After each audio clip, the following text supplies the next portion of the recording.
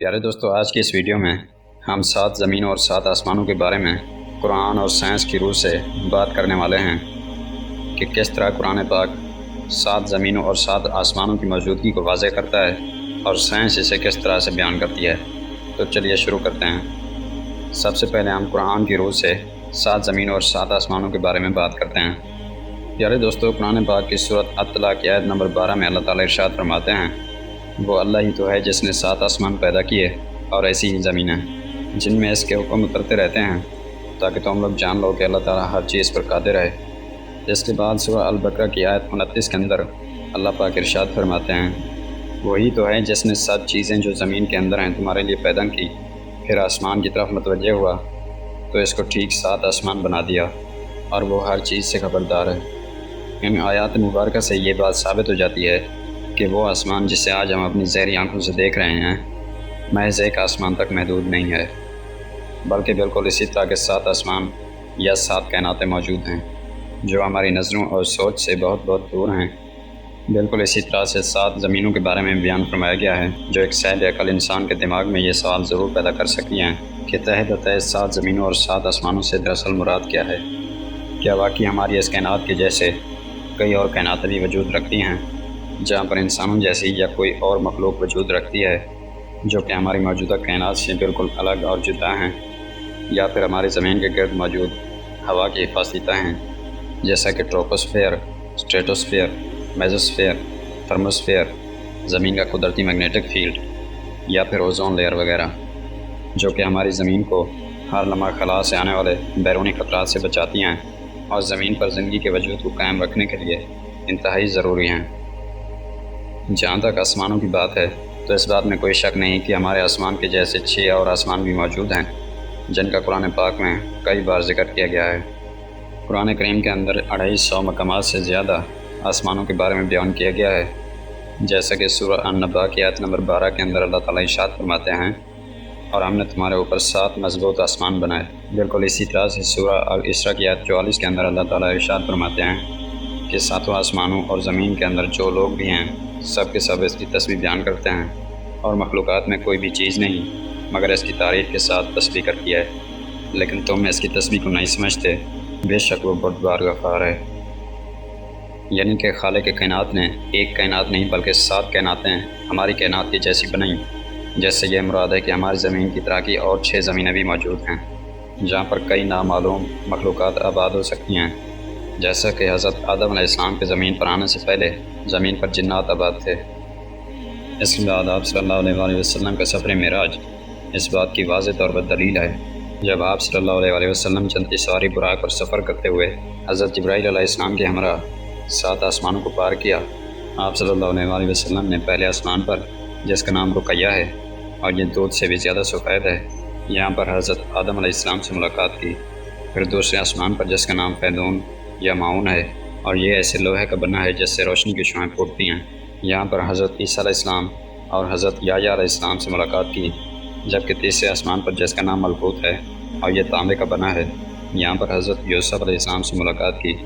اور چوتھے آسمان پر جسے زہرہ کہتے ہیں اور یہ سفید چاندی کا بنا ہے، یہاں پر حضرت ادریس علیہ السلام سے۔ پانچویں آسمان پر جسے مزینہ کہتے ہیں اور یہ سرخ سونے کا بنا ہے، یہاں پر حضرت ہارون علیہ السلام سے ملاقات کی۔ چھٹے آسمان پر جس کا نام خالصہ ہے اور یہ سفید موتیوں سے بنا ہے، یہاں پر حضرت موسیٰ علیہ السلام سے ملاقات کی۔ اور ساتویں آسمان پر جس کا نام لابیہ یا دامیہ ہے اور یہ سرخ یاقوت سے بنا ہے، یہاں پر حضرت ابراہیم علیہ السلام سے ملاقات کی۔ اور اسی جگہ پر بیت المعمور بھی موجود ہے، یعنی کہ زمین پر موجود خانہ کعبہ کی طرح کا ایک اور کعبہ اس کا ہر وقت 70,000 فرشتے طواف کرتے ہیں، اور جو فرشتہ ایک بار اس کا طواف کر لے اس کی زندگی بھر دوبارہ طواف کی باری نہیں آتی۔ انہی 7 آسمانوں کے اوپر جنت اور جہنم موجود ہیں، اور پھر جنت کا ہر درجہ ایک سیارے کی صورت میں موجود ہے، اور پھر اسی طرح سے جہنم کے بھی 7 درجے ہیں، اور اس کے درجے بھی پلینٹس کی شکل میں ہیں، اور یہ سدرۃ المنتہا یعنی کہ بیرنگ کے درخت تک موجود ہیں، جو کہ ہر ایک مخلوقات کی حد ہے۔ اور اس مقام سے اگر کوئی مخلوقات آگے بڑھنا بھی چاہے، خواہ وہ اللہ تعالیٰ کا کوئی فرشتہ بھی کیوں نہ ہو، تو وہ خاک میں تبدیل ہو جائے گی۔ لیکن ہمارے پیارے نبی حضرت محمد صلی اللہ علیہ وآلہ وسلم سفر معراج پر اس سے بھی آگے تشریف لے گئے، اور حضرت جبرائیل علیہ السلام اس بیرنگ کے درخت کے قریب یہ کہہ کر رک گئے کہ اللہ کے رسول صلی اللہ علیہ وسلم، یہ میری حد ہے، اگر میں اپنی اسحاد سے ایک قدم بھی آگے بڑھاؤں گا تو میرے پر جل جائیں گے۔ سدرۃ المنتہا کے اوپر اللہ تعالیٰ کا عرش موجود ہے، جو کہ زمین و آسمان اور اس پوری کائنات کا احاطہ کیے ہوئے ہے۔ قیامت کے روز ہر زندہ چیز کو فنا ہونا ہے، اس لیے جنت اور جہنم کو ان ساتوں آسمانوں اور زمینوں سے بالکل الگ بنایا گیا ہے، کیونکہ قیامت کے بعد بھی وہ قائم رہیں گی۔ دوستو، قرآن کریم کے اندر جہاں 7 آسمانوں کے بعد زمین جیسی 7 زمینوں کا ذکر موجود ہے، جس سے مراد زمین کی تہہ میں موجود کوئی لیئرز نہیں ہیں، مثلاً کرسٹ، مینٹل اور کور وغیرہ، بلکہ انہی آسمانوں میں زمین جیسی کئی اور زمینیں بھی موجود ہیں۔ اور ان آیات میں ہماری زمین کی طرح کی دوسری زمینوں کا ذکر کرنے کا مطلب یہ ہے کہ وہاں پر بھی ہماری ارتھ کی طرح کئی دوسری مخلوقات آباد ہو سکتی ہیں، اور یہ زندگی وہاں پر کس صورت میں موجود ہے ہم کچھ نہیں جانتے۔ اور اس کی مثال دینے کی وجہ یہ ہے کہ یہ زمین زندگی کی علامت ہے، اور انسان بھی صرف اسی کے بارے میں جانتے ہیں۔ پیارے دوستو، جب انسان مرتا ہے تو اس کی روح کو 7 آسمانوں سے گزار کر عالم ارواح کے اندر لے جایا جاتا ہے، جہاں پر قیامت تک آنے والی روحیں انتظار کرتی ہیں، اور ہر ایک آسمانی دروازے پر موجود نگہبان فرشتے اس روح کا حسب نسب پوچھتے ہیں اور پھر اسے اس دروازے سے گزرنے دیتے ہیں۔ جیسا کہ حضرت جبرائیل علیہ السلام نے سفر معراج پر حضور پاک صلی اللہ علیہ وسلم کا ہر آسمان پر تعارف کروایا، اور ان نگہبان فرشتوں نے خوش آمدید کہہ کر دروازے کھول دیے۔ حضور پاک صلی اللہ علیہ وسلم نے ارشاد فرمایا کہ دوسرا آسمان پہلے آسمان کے مقابلے میں اتنا بڑا ہے جیسے ایک بہت بڑے ریت کے صحرا کے اندر ایک چھوٹی سی انگوٹھی موجود ہو۔ ایک بڑے صحرا کے اندر ایک چھوٹی سی انگوٹھی کی کیا اہمیت ہو سکتی ہے،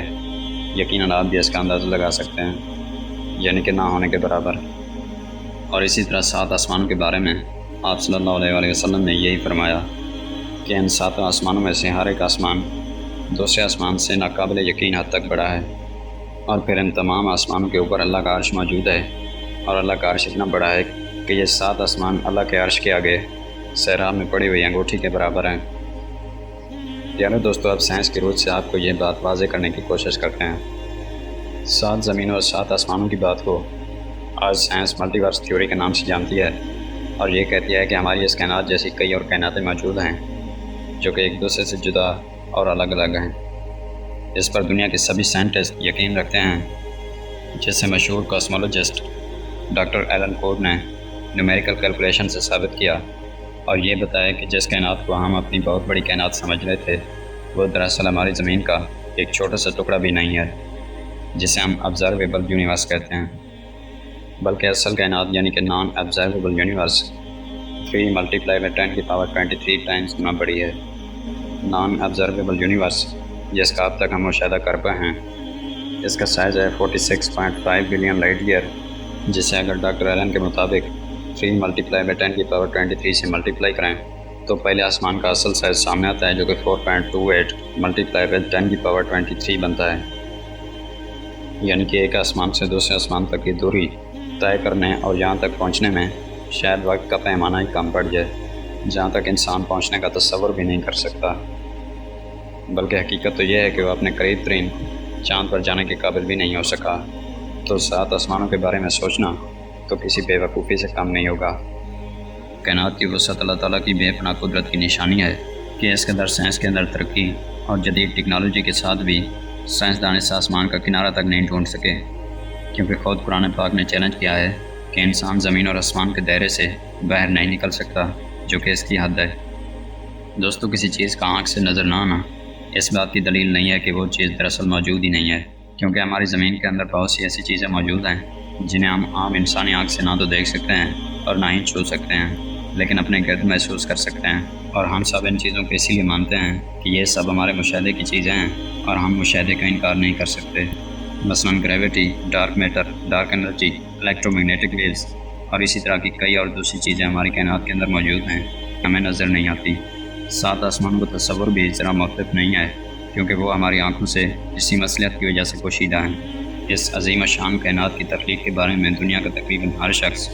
بگ بینگ تھیوری پر یقین رکھتا ہے، جس کے مطابق ہماری زمین ایک نتھنگ پوائنٹ سے ایک سنگولیرٹی کے اندر بند تھی،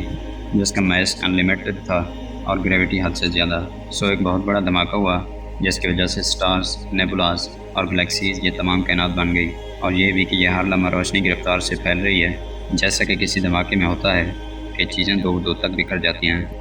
اور اسی طرح بگ بینگ تھیوری کے مطابق جب اس دھماکے کی شدت ختم ہوگی تو یہ گریوٹی کی وجہ سے واپس اپنی اصل شکل میں آ جائے گی جہاں سے اس کا آغاز ہوا تھا۔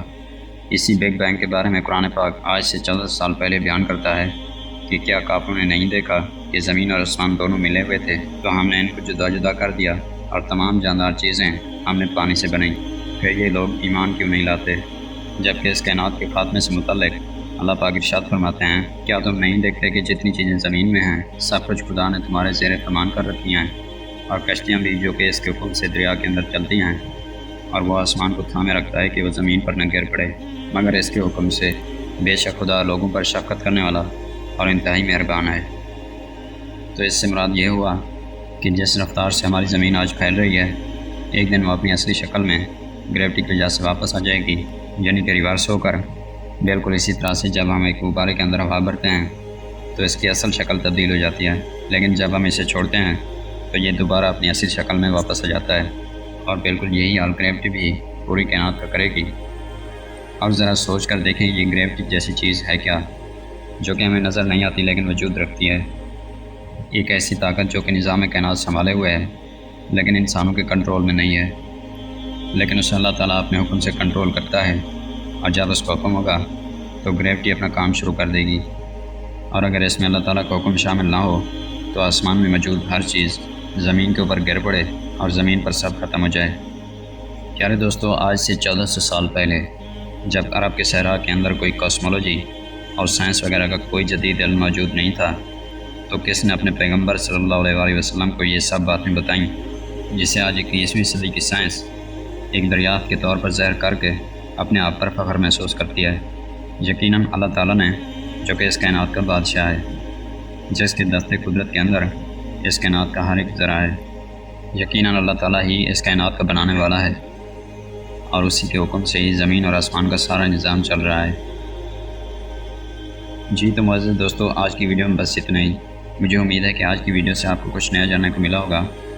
اور آج کی یہ ویڈیو آپ کو پسند آئی ہوگی۔ ویڈیو پسند آئے تو اسے لائک کرتے ہوئے اپنے دوستوں کے ساتھ ضرور شیئر کیجیے گا۔